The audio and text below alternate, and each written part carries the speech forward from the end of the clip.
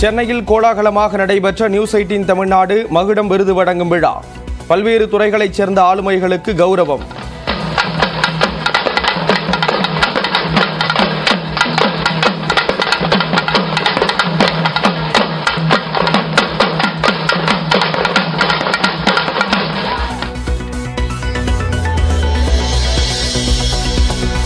மகுடம் விழாவில் வாழ்நாள் சாதனையாளர் விருது பெற்றார் ஓய்வு பெற்ற IAS அதிகாரி R பாலகிருஷ்ணன். சிறந்த அறிவியல் ஆளுமைக்கான விருது சந்திரயான் 3 திட்ட இயக்குனர் வீரமுத்து வேலுக்கு அளிப்பு.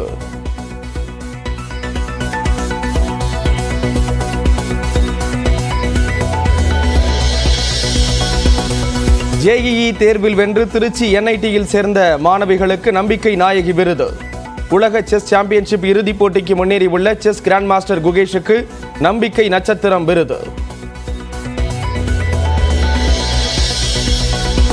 சின்னத்திரையிலிருந்து வெள்ளித்திரை சென்று ஜொலிக்கும் நாயகன் சிவகார்த்திகேயனுக்கு மனம் கவர் நட்சத்திரம் விருது. அரசியலுக்கு வருவீர்களா என்ற கேள்விக்கு சுவாரஸ்ய பதில். இல்லைங்க, எனக்கு அரசியல் சினிமாக்குள்ள இருக்க அரசியலை நான் சமாளிக்கவே பெரும்பாடு பட்டுட்டு இருக்கேன் நான்.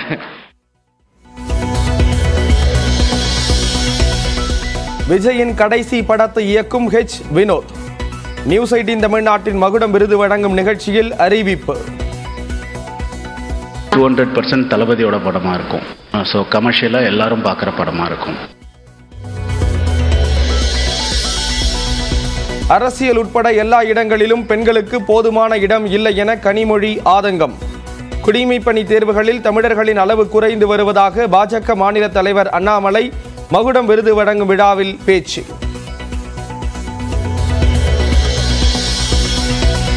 மகுடம் விருதுகள் வழங்கும் நிகழ்ச்சியில் கலகலப்பான பாட்டுக்கு பாட்டு போட்டி. பட்டுக்கோட்டை யுகபாரதியார் என பாடல் பாடி அசத்திய ஜெயக்குமார் மற்றும் சீமான். போட்டு வாங்கி போற நீங்க ஊழலோட டீலரு. திட்டம் போட்டு திருடுற கூட்டம் திருடி கொண்டே இருக்குது. அதை சட்டம் போட்டு தடுக்கிற கூட்டம் தடுத்து கொண்டே இருக்குது. அது முன்னாடியே சொல்லியாச்சு. சரியான போட்டியா பாட்டுக்கு. வாடிவாசல் திரைப்பட பணி எப்போது தொடங்கும் என இயக்குனர் வெற்றிமாறன் பதில். ரொம்ப நாளாக இதை சொல்லிகிட்டே இருக்கோம், இதோ வருது வருது வாடிவாசல் வாடிவாசல்னு. அன்னைக்கு கூட பார்த்தேன் வலைப்பேச்சில் சொன்னாங்க மூடி வாசல்னு பேர் வைக்கலாம் அதுக்கு, ரொம்ப நாளாக இதை எடுத்துக்கிட்டு சொல்லிக்கிட்டே இருக்காங்க அப்படின்னாங்க. பட் சீக்கிரமாக ஸ்டார்ட் பண்ணுறோம், இது விடுதலை முடிஞ்சவொடனே அதை ஸ்டார்ட் பண்ணுறோம். உலக தமிழர்களுக்கு இப்படம் அங்கீகாரமாக அமையும் என தயாரிப்பாளர் கலைப்புலி S தானு நம்பிக்கை.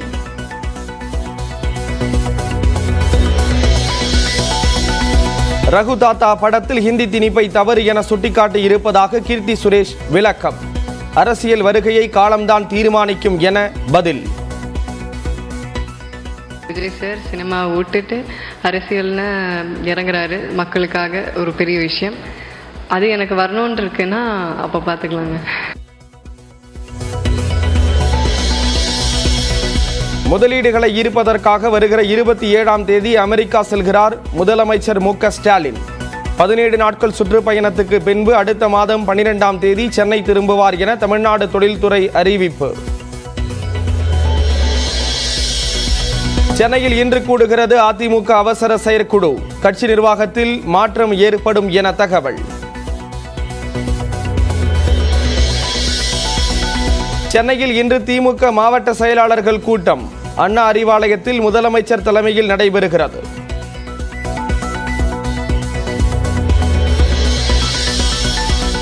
ஒரே நாடு ஒரே தேர்தல் திட்டத்தை செயல்படுத்த அனைவரும் ஒத்துழைக்க பிரதமர் மோடி வேண்டுகோள்.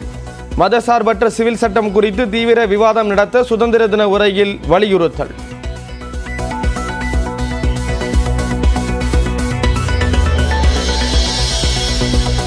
கொல்கத்தா பயிற்சி மருத்துவர் கொலைக்கு நீதி கேட்டு போராட்டம். நாளை காலை 6 மணி முதல் 24 மணி நேரம் நாடு முழுவதும் மருத்துவர்கள் வேலை நிறுத்தம்.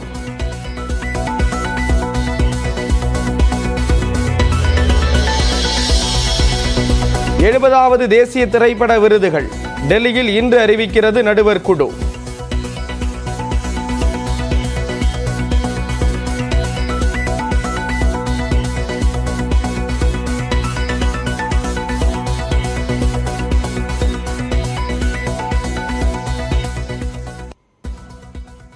நியூஸ் 18 தமிழ்நாடு தொலைக்காட்சியின் மகுடம் 2024 விருதுகள் வழங்கும் விழா சென்னையில் நேற்று கோலாகலமாக நடைபெற்றது. சிறந்த அறிவியல் ஆளுமை விருது சந்திரயான் 3 திட்ட இயக்குனர் வீரமுத்துவேலுக்கும், நம்பிக்கை நட்சத்திரம் விருது செஸ் கிராண்ட் மாஸ்டர் குகேஷுக்கும் வழங்கப்பட்டது.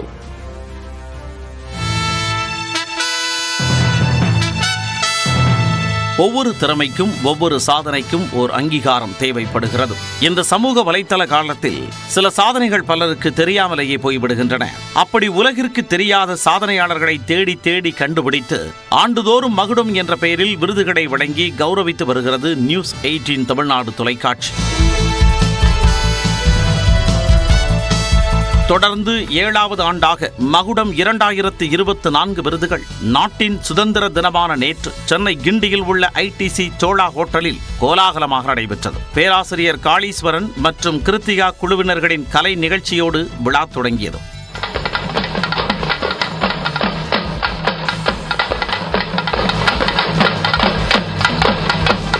முதலாவதாக நாட்டில் உள்ள உயர்கல்வி நிறுவனங்களில் சிறந்த நிறுவனமாக தொடர்ந்து 6வது ஆண்டாக முதலிடம் பெற்ற சென்னை IIT-யை பெருமைப்படுத்தும் வகையில் அதன் இயக்குனர் காமகோடி கௌரவிக்கப்பட்டார். தொடர்ந்து இந்த ஆண்டுக்கான மகுடம் விருதுகள் வழங்கப்பட்டன. முதலாவதாக வாழ்நாள் சாதனையாளர் விருது ஓய்வு பெற்ற IAS அதிகாரி R பாலகிருஷ்ணனுக்கு வழங்கப்பட்டது. இந்த ஆண்டு என்பது சிந்துவெளி பண்பாட்டு அறிவிக்கப்பட்ட 1924ஆம் ஆண்டிலிருந்து இது 100வது ஆண்டு விழா. சிந்துவெளி பண்பாட்டை புரிந்து கொள்வதற்கான திறவுகோல் சங்க இலக்கியம் என்று நான் தொடர்ந்து பொதுவெளியில் பேசி வருபவன். சிந்துவெளி அகழாய்வு தடயங்களை வன்பொருள் என்றால் இந்திய பண்பாட்டில் அதனை திறவதற்கான மென்பொருள் சங்க இலக்கியம்தான் என்பதை தொடர்ந்து வலியுறுத்தி வரும் நான் இந்த ஆண்டு விருது பெறுவதை நான் பெருமிதமாக கருதுகிறேன்.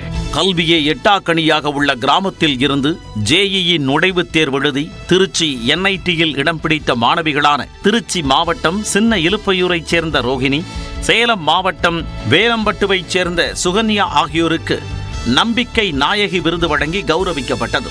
எனக்கு ரொம்ப சந்தோஷமா இருக்கு, பெருமையாகவும் இருக்கு இந்த மாதிரி விருது வாங்குறதுக்கு. இதுக்கு எல்லாத்துக்கும் எங்க அப்பா அம்மா ஸ்டாஃபுங்க எல்லாருமே தான் காரணம். எனக்கு இந்த விருது வாங்கினதுல ரொம்ப சந்தோஷமா இருக்கு. இவ்வளோ பேருக்கு முன்னாடி வாங்குது எங்கள் அப்பா அம்மா, நான் படித்ததுக்கு எங்கள் அப்பா அம்மா தான் காரணம் நான் இந்த விருது வாங்கினதுக்கு. விண்வெளி உலகில் இந்தியாவை திரும்பி பார்க்க வைத்த சந்திரயான் 3 திட்ட இயக்குனரான தமிழ்நாட்டைச் சேர்ந்த வீரமுத்துவேலுவுக்கு சிறந்த அறிவியல் ஆளுமைக்கான விருது வழங்கப்பட்டது. So I dedicate this award to my entire Chandrayaan 3 team. இந்த சக்ஸஸ்னால நிறைய பேத்துக்கு நிறைய அவேர்னஸ் வந்திருக்கு, பர்டிகுலராக ஸ்பேஸ் டெக்னாலஜியில். ஸோ அது நான் பாசிட்டிவாக பார்க்குறேன். அண்ட் ஸ்டூடெண்ட்ஸ் ஒரு ஜாப் சீக்கராக இல்லாமல் அவங்க ஒரு ஆண்டர்பிரினராக ஆகணும். நிறைய ஸ்டார்ட் அப் கம்பெனிஸ் வருது. சிங்கப்பூரில் நடைபெறும் உலக செஸ் சாம்பியன்ஷிப் இறுதிப் போட்டிக்கு தகுதி பெற்றுள்ள தமிழ்நாட்டைச் சேர்ந்த செஸ் கிராண்ட் மாஸ்டர் குகேஷுக்கு நம்பிக்கை நட்சத்திரம் விருது வழங்கப்பட்டது. அவர் விழாவில் பங்கேற்க முடியாத நிலையில் அவரது தாய் விருதை பெற்றுக்கொண்டார். ஆக்சுவலாக சொல்லப்போனால் அவனை இந்த அளவுக்கு கொண்டு வந்தது ஃபுல்லாக அவங்க அப்பா தான் சொல்லணும். நான் அவனோட அம்மாவாக அவன் என்னோட எமோஷ்னல் சப்போர்ட்டை தான் அவனுக்கு கொடுத்துட்ருக்கேன். ஸோ இந்த அவார்டு அவனுக்கு கிடைச்சதுக்கு ரொம்ப நன்றி. சிறந்த தொழில் ஆளுமை விருது டாக்டர் நந்தினி ரங்கசுவாமிக்கும், வாழ்வியல் வழிகாட்டி விருது ஓய்வு பெற்ற IAS அதிகாரி சைலேந்திர பாபுவுக்கும் வழங்கப்பட்டது. I never had access to higher education. Although my family has a long lineage of being in education, I belong to the PSG family. I had a very good mentor. My mentor was my own mother-in-law. Her name was Chandraganti Gondrajlu, and she molded me and she brought me to these levels. And her only word of advice that I always used to hear was, whatever work you undertake, you do it with dedication. And experience has actually taken me all this long way, and today what I am, I dedicate to my mentor, my mother-in-law. நான் மாணவர்கள் மத்தியில் சொல்றது, நாம் சந்திக்கக்கூடிய மனிதர்கள், உங்க குடும்பம், உங்க சூழ்நிலை, உங்க நண்பர்கள், உங்களுடைய கஷ்டம், உங்க துயரம், உங்களுடைய ஏமாற்றம், உங்களுக்கு நிகழ்ந்த மிகப்பெரிய துரோகம், இதையெல்லாம் உங்களை உற்சாகப்படுத்தவில்லை என்றால், மோட்டிவேட் பண்ண முடியலைன்னா, இந்த உலகத்தில் எதுவுமே உங்களை மோட்டிவேட் பண்ண முடியாது அப்படின்னு நான் உங்கள்கிட்ட சொல்லுவேன். சிறந்த இலக்கிய படைப்பாளி விருது எழுத்தாளர் வெண்ணிலாவுக்கும், கலை காவலர் விருது பேராசிரியர் காளீஸ்வரனுக்கும் வழங்கப்பட்டது. ஏன்னா பல மேடைகளில் நான் சொல்லியிருக்கேன், நான் எழுத வந்ததுக்கு காரணம் கனிமொழியுடைய கருவறை வாசனை தான் அப்படின்றது. இது இந்த மேடைக்காக, இந்த விருது பெற தருணத்துக்காக நான் சொல்றதில்ல. இதுவரைக்கும் ஏறக்குறைய ஒரு 50 இடங்கள்ல நான் இதை சொல்லியிருப்பேன். அவங்களுடைய ஒரு தொகுப்பு தான் ஒரு பெண்ணாக இந்த சமூகத்தில் இருக்கின்ற நிலைமையும், எப்படி ஒரு சுயமரியாதை நிரம்பிய மனுஷியாக ஒவ்வொருத்தரும் மாற முடியும் என்பதற்கு எனக்குள் விதை விதைத்தது கருவறை வாசனை தான். இப்போ கிட்டத்தட்ட ஒரு 1000 பேர் நாட்டுப்புற கலைஞருடைய குழந்தைகளை நாங்கள் படிக்க வச்சுக்கிட்டு இருக்கோம். அதுக்கெல்லாம் காரணம் என்ன அப்படின்னா, இந்த கலைகள் பாதுகாக்கப்படணும் அப்படிங்கிறது தான். தமிழக அரசிட்ட ஒரே ஒரு கோரிக்கை தான் இந்த விருது மூலமாக, இந்த கலைஞர்களுக்கான ஒரு மிகப்பெரிய பல்கலைக்கழகம், நாட்டுப்புற பல்கலைக்கழகத்தை நீங்கள் உருவாக்கணும். இந்த கலைஞர்கள் வந்து தங்குவதற்கான ஒரு மிகப்பெரிய ஒரு இடத்தை தமிழ்நாட்டில் உருவாக்கணும். சிறந்த கல்வி பணி விருது முகவரி ரமேஷுக்கும் வழங்கப்பட்டது. நிறைய டாக்டர்ஸ் உருவாக்கணுங்கிறது தான் நோக்கம். இதுவரையும் தமிழ்நாட்டில் அடித்தட்டு மக்களில் சிங்கிள் பேரண்ட்ஸு, வசதி இல்லாத வாய்ப்பு இல்லாத 250 பேர் 63 மெடிக்கல் காலேஜில் டாக்டர்ஸ் படிச்சுட்டு இருக்காங்க, MBBS படிச்சுட்டு இருக்காங்க முகவரி ஃபவுண்டேஷன் மூலிமா. 733 மாணவர்கள் வந்து தமிழ்நாடு லெவலில் படிச்சுட்டு இருக்காங்க. 104 பேர் அண்ணா யூனிவர்சிட்டியில் மட்டும் படிச்சுட்டு இருக்காங்க. இந்த விருது வந்து நான் எப்படி பார்க்குறேன் அப்படின்னா, எங்கள் அப்பா வந்து சாதாரண ஒரு கூலி விவசாய தொழிலாளி. அந்த காலத்தில் ஒரு பாட்டில் இங்கு வாங்குறதுக்கு 2 ரூபாய் இருக்கும். ஒரு பாட்டில் வாங்குறதுக்கு ஒரு பேனாவில் இங்கு பேனாவில் எழுத முடியும். அந்த இங்கு பேனாவில் எழுதுறதுக்கு ஒரு பேனா எழுதுறதுக்கு 10 பைசா தான் அந்த இங்கு பாட்டில் வரும். அது எங்கள் அப்பா வந்து சுற்றி வருவார் ஊரில், அந்த காசு கிடைக்காம. அவரு அந்த இங்கு எனக்கு வாங்குறதுக்கு முகம் தெரியாத யாராவது ஹெல்ப் பண்ணியிருப்பாங்களா, எங்கள் அப்பா ஹெல்ப் பண்ணியிருப்பாங்களா, அவருக்கு இந்த விருதை நான் சமர்ப்பிக்கணும்னு ஆசைப்படுறேன். விழாவில் சிறப்பு விருந்தினர்களாக தமிழ்நாடு சட்டப்பேரவை தலைவர் மு. அப்பாவு, சென்னை உயர்நீதிமன்ற நீதிபதிகள் சுரேஷ்குமார், பவானி சுப்பராயன், அமைச்சர்கள் தங்கம் தென்னரசு, மா. சுப்பிரமணியன், சேகர்பாபு, அதிமுக முன்னாள் அமைச்சர்கள் ஜெயக்குமார், சி. விஜயபாஸ்கர், திமுக நாடாளுமன்ற குழு தலைவர் கனிமொழி, முன்னாள் முதலமைச்சர் ஓ. பன்னீர்செல்வம், தமிழ்நாடு காங்கிரஸ் கமிட்டி தலைவர் செல்வ பெருந்தகை, தமிழக பாஜக தலைவர் அண்ணாமலை, விசிக தலைவர் திருமாவளவன், இந்திய கம்யூனிஸ்ட் மாநில செயலாளர் முத்தரசன், மார்க்சிஸ்ட் மாநில செயலாளர் கே. பாலகிருஷ்ணன், நாம் தமிழர் ஒருங்கிணைப்பாளர் சீமான், சென்னை IIT இயக்குனர் காமகோடி, திரைப்பட தயாரிப்பாளர் தானு உள்ளிட்டோர் கலந்து கொண்டனர்.